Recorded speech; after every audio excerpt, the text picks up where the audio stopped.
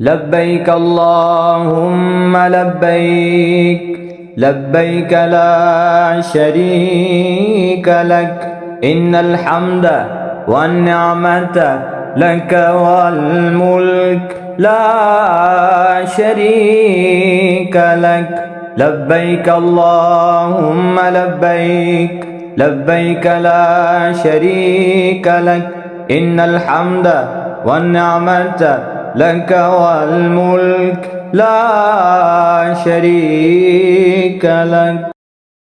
بسم اللہ الرحمن الرحیم حامدا و مصلیًا و مسلما اما بعد فاعوذ باللہ من الشیطان الرجیم بسم اللہ الرحمن الرحیم. برادران اسلام، حج ٹرانسمیشن میں آپ کی خدمت میں حاضر ہوں. آج جس موضوع پر لب کشائی کرنے کا موقع مل رہا ہے وہ رمی جمار کے حوالے سے ہے کہ یہ رمی جمار کیا ہے اور اس سے انسان اپنے نفس کی کیسے اصلاح کر سکتا ہے، شیطان کی کیسے مخالفت کر سکتا ہے. تو اگر ہم اس کے تاریخی پس منظر کو دیکھیں تو اس سے بھی ہمارے اوپر یہ بات واضح ہوتی ہے کہ یہ شیطان کے وار کا ایک مقابلہ ہے.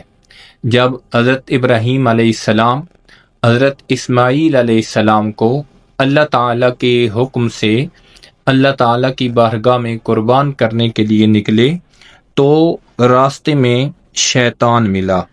تو پہلے جس مقام پر شیطان نے آپ کو اس کام سے روکنا چاہا تو وہاں پر حضرت ابراہیم علیہ السلام نے اس کو 7 کنکریاں ماری، وہ زمین کے اندر دھنس گیا. پھر کچھ دیر کے بعد وہ پھر زمین سے اٹھا تو دوبارہ اس نے وہی عمل کیا. حضرت ابراہیم علیہ السلام نے دوبارہ اس کو کنکریاں ماری، وہ زمین میں دھنس گیا. تیسری بار بھی اس طریقے سے ہی ہوا. تو یہ 3 مقامات پر حضرت ابراہیم علیہ السلام نے شیطان کو جو کنکریاں ماری انہی جگہ پر جمرے بن گئے، ستون تیار کیے گئے. تو وہاں حج پر جب لوگ جاتے ہیں، فریضہ حج ادا کرتے ہیں، تو یہ چیز اس حج کا ایک واجب بن گیا کہ ان مقامات پر حاجی کنکریاں مارتے ہیں. اور یہ کنکریاں جو مارنے کا عمل ہے یہ سب سے پہلے 10 ذی الحجہ کو ہوتا ہے، جب مزدلفہ سے حجاج کرام وقوف مزدلفہ کر لیتے ہیں تو پھر وہ منا کی طرف جاتے ہیں اور منا کی طرف جا کر وہاں پر 10 ذی الحجہ کو کنکریاں ماری جاتی ہیں. اور اس کا جو وقت ہے مسنون وہ زوال سے پہلے پہلے ہے کہ اس دن زوال سے پہلے پہلے کنکریاں مار لی جائیں. پھر حجاج کرام جو ہیں یہ کنکریاں مارنے کے بعد باقی افعال حج اس دن ادا کرتے ہیں، قربانی کرتے ہیں، حلق کرواتے ہیں. اور پھر اس کے بعد جو فرض طواف ہے وہ کرتے ہیں. اگلے دنوں میں بھی یہ امور ہو سکتے ہیں لیکن اکثر لوگ جو ہیں وہ 10 ذی الحجہ کو ہی یہ امور کرتے ہیں. پھر اس کے بعد منا واپس آ جاتے ہیں، منا میں راتیں گزارتے ہیں. تو اگلی دن بھی جو رمی ہے وہ کرنی ہوتی ہے. جو 10 ذی الحجہ کی رمی ہے وہ صرف آخری جمرے کو کرنی ہوتی ہے جو مکہ مکرمہ کی طرف ہے. مطلب ہے اس دن جو 10 ذی الحجہ کو کنکریاں مارنی ہیں وہ ایک جمرے کو مارنی ہے اور وہ 7 کنکریاں مارنی ہیں.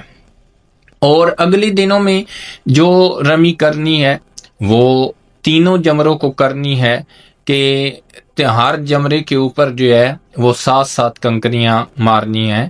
تو اس اعتبار سے 10 ذی الحجہ کو 7 کنکریاں اور اگلے دنوں کو میں جب کنکریاں مارنی ہیں تو وہ ان کی تعداد 21 ہوگی کہ 3 جمروں کو جب 7 کنکریاں ماریں گے تو پھر ان کی تعداد 21 ہو جائے گی. اور یہ کنکریاں حضرت ابراہیم علیہ السلام نے ماری. پھر حضور سید عالم صلی اللہ علیہ وآلہ وسلم نے بھی اس سنت کو برقرار رکھا اور کریم آقا صلی اللہ علیہ وآلہ وسلم نے اس دن جو ہے 10 ذی الحجہ کو، پھر 11 کو، پھر 12 کو اس میں یہ کنکریاں ماری. اور یہ جو کنکریاں ماری جاتی ہیں یہ بھی حقیقت میں اس شیطان کا جو ورگلانا تھا، جو اس کی ایک نیک کام سے روکنے کی کوشش تھی، اس کے بدلے میں جو حضرت ابراہیم علیہ السلام نے ماری. تو اسی چیز کو برقرار رکھتے ہوئے یہ کام کیا جاتا ہے.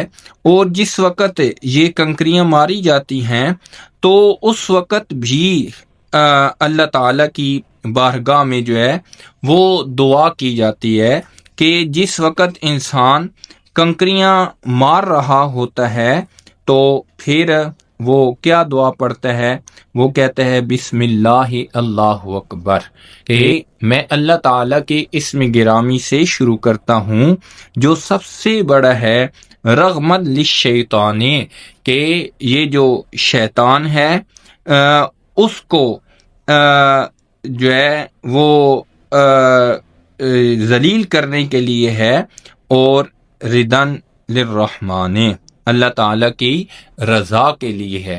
تو کنکریاں مارتے ہوئے بھی جو انسان دعا کرتا ہے، جو نیت کرتا ہے، وہ یہی کرتا ہے کہ ایک تو یہ ہے کہ شیطان کو ذلیل و رسوا کرنا ہے، اور دوسرا یہ ہے کہ اللہ تعالیٰ کی رضا حاصل کرنی ہے.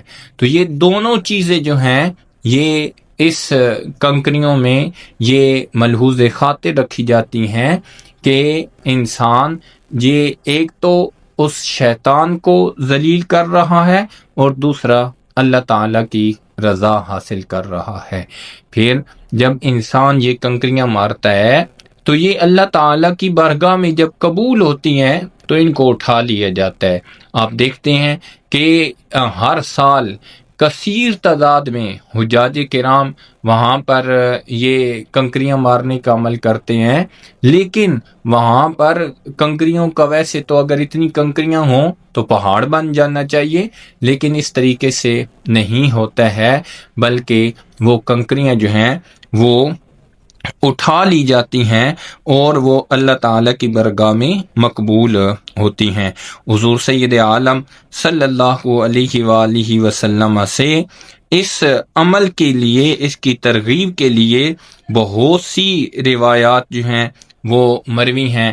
کریم آقا صلی اللہ علیہ وآلہ وسلم آپ نے یہ عمل فرمایا تو پھر کریم آقا صلی اللہ علیہ وآلہ وسلم کی بارگاہ میں سوال کیا گیا کہ اس عمل کا ثواب کیا ہے؟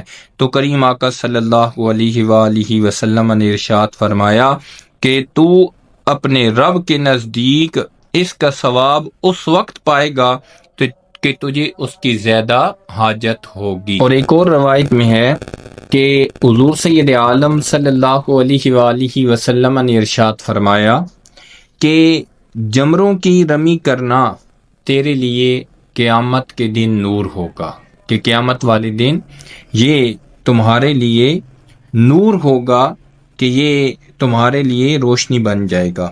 پھر کریم آقا صلی اللہ علیہ وآلہ وسلم نے ان کنکریوں کے مارنے کے حوالے سے ایک اور بشارت عطا فرمائی. حضور سید عالم صلی اللہ علیہ وآلہ وسلم نے ارشاد فرمایا کہ جمروں پر رمی کرنے میں ہر کنکری پر ایک ایسا کبیرہ گناہ مٹا دیا جائے گا جو ہلاک کرنے والا ہے. تو انسان کا ایسا ایک کبیرہ گناہ مٹ جاتا ہے جو انسان کو ہلاکت میں ڈالنے والا ہوتا ہے.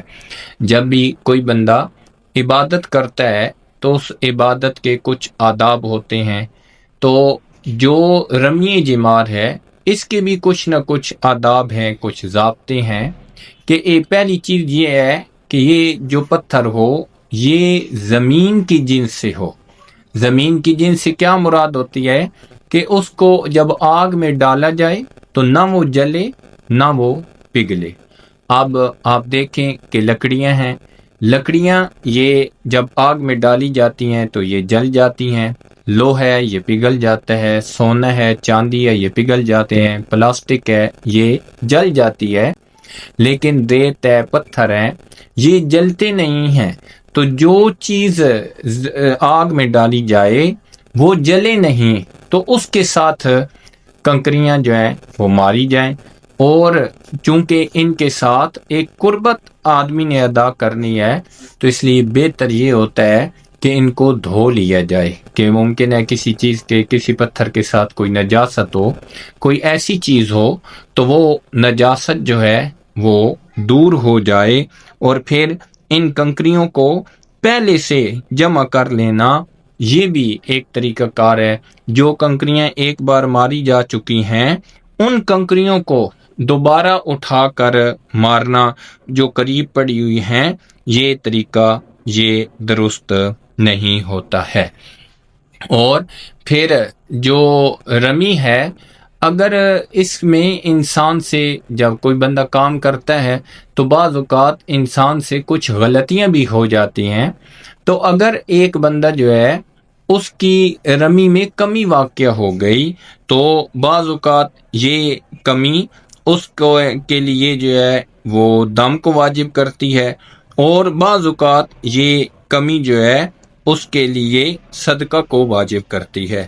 تو اگر تو کسی بھی دن کی اس نے کنکریاں ماری اور ان میں سے اگر اس کی اکثر رہ گئیں تو پھر اس کے اوپر دم لازم آئے گا۔ مثال کے طور پر 10 ذی الحجہ کو 7 کنکریاں مارنی ہیں، تو اگر اس کی 4 کنکریاں رہ گئیں یا اس سے زیادہ رہ گئیں تو پھر اس کے اوپر دم لازم آئے گا، اور 11 اور 12 کو کل 21 مارنی ہیں، تو اگر اس کی کنکریاں جو ہیں وہ 11 یا اس سے زیادہ رہ گئیں تو پھر بھی دم لازم آئے گا۔ اور اگر اس نے اکثر مار لی، مثال کے طور پر اگر اس نے پہلے دن 4 یا اس سے زیادہ مار لی لیکن مکمل 7 نہ کی، تو پھر اس کے اوپر صدقہ لازم آئے گا۔ تو یہ ہر دن کے حوالے سے کہ اگر انسان سے غلطی ہو جاتی ہے تو اس صورت میں اس کے ہر کنکری کے اوپر جو ہے وہ ویسے اگر زیادہ مار لی ہیں تو پھر جو رہ گئی ہیں ان میں سے ہر کنکری کے برابر اس کے اوپر صدقہ لازم ہو جائے گا۔ تو یہ جو رمی جمار ہے، یہ اس ساری جو گفتگو ہے اس میں اگر ہم دیکھیں تو یہ رمی جمار حقیقت میں انسان اس لیے کرتا ہے کہ وہ شیطان کو ذلیل کرنا چاہتا ہے، حضرت ابراہیم علیہ السلام کی اس سنت پر عمل کرتا ہے، اس سنت کو بجا لاتا ہے۔ یہ حج کا ایک اہم حصہ ہے۔ حج کا ویسے بھی مقصد اپنے گناہوں کی معافی ہوتی ہے، کہ انسان اس طریقے سے رہتا ہے کہ وہ اپنی ہر چیز کی نفی کر رہا ہوتا ہے، ایک طرف وہ نفی بھی کر رہا ہے، دوسری طرف جو ہے وہ شیطان سے مقابلہ کر رہا ہے۔ تو عام حالات میں بھی، عام زندگی کے اندر بھی، عام ایام کے اندر بھی انسان اس چیز کو مد نظر رکھے کہ یہ رمی جمار کا عمل ہمیں اس طرف بلاتا ہے کہ جب بھی ہم خیر کا کام کرنے لگیں، اگر شیطان ہمارے درمیان آ کر رکاوٹ بنے تو ہم لا حول ولا قوت الا باللہ العلی العظیم پڑھ کر اس کو دور بگائیں، اعوذ باللہ من الشیطان الرجیم پڑھ کر اس کو دور بگائیں، لا حول ولا قوت الا باللہ، لا ملجا ولا منجا منہ الا الیہ کی کلمات یہ پڑھ کر ہم اس کو دور بھگائیں، اور اس کے ساتھ مسلسل یہ اپنا جو مقابلہ ہے وہ جاری رکھیں۔ بعض اوقات وہ خیر کے کام میں رکاوٹیں ڈالتا ہے، نماز کا وقت ہے، وہ اس کا بندے کو تھپکی دیتا ہے کہ بندہ سو جائے، وہ نماز پڑھ رہا ہے، نماز کے اندر آ کر اس کی نماز میں خلل ڈالنے کی کوشش کرتا ہے، اس کے جو مختلف امور ہوتے ہیں ان کو یاد دلانے کی کوشش کرتا ہے، انسان صدقہ کرنے لگتا ہے، وہ مال کی کمی کا ڈراوا دے کر صدقے سے روکتا ہے، انسان اگر زکوٰۃ ادا کرنے لگتا ہے، فرض ادا کرنے لگتا ہے تو وہ پھر بھی انسان کو آ کر روکنے کی کوشش کرتا ہے، انسان حج کی ادائیگی کے لیے جب نکلنے لگتا ہے تو وہ بال بچوں کا خیال دے دیتا ہے، کاروبار کا خیال دیتا ہے. تو یہ سارے خیر کے امور ایسے ہیں کہ جب ہم کرنے لگتے ہیں تو شیطان ہمیں آ کر روکتا ہے. تو یہ رمیے جمار کا عمل ہمیں اس طرف دعوت دیتا ہے کہ جب بھی شیطان کسی قسم کا وسوسہ ڈالے، جب بھی آ کر روکنے کی کوشش کرے، فجر کا وقت تو وہ ہمیں جاگنے نہ دے تو ہم اپنی کوشش جاری رکھیں. جب انسان مسلسل اس کوشش میں رہتا ہے تو پھر اللہ تعالیٰ کی طرف سے بھی مدد شامل حال ہوتی ہے. انسان جب پختہ ارادہ کرتا ہے تو پھر انسان کو اللہ تعالیٰ توفیق بخشتا ہے اور وہ شیطان کا مقابلہ کر کے اپنے خیر کے عمل کو سر انجام دیتا ہے. دعا ہے اللہ تعالیٰ ہمیں تمام معاملات میں اپنی رضا نصیب فرمائے اور شیطان کا مقابلہ کر کے اس کو ذلیل و رسوا کرنے کی توفیق نصیب فرمائے. وما علی الا البلاغ المبین. دارالعلوم محمدیہ غوثیہ بھیرا شریف دینی اور عصری تعلیم کا بے مثال ادارہ ہے، جہاں عصر حاضر کے تقاضوں کے مطابق قرآن و سنت کی تعلیم دی جاتی ہے، اور ہر سال ہزاروں طلباء و طالبات زیور تعلیم سے آراستہ ہو رہے ہیں. زکوٰۃ و صدقات اور مالی تعاون اس عظیم ادارے تک پہنچا کر اس مشن میں اپنا حصہ ڈالیں. درجہ ذیل اکاؤنٹس پر اپنا تعاون ارسال فرمائیں.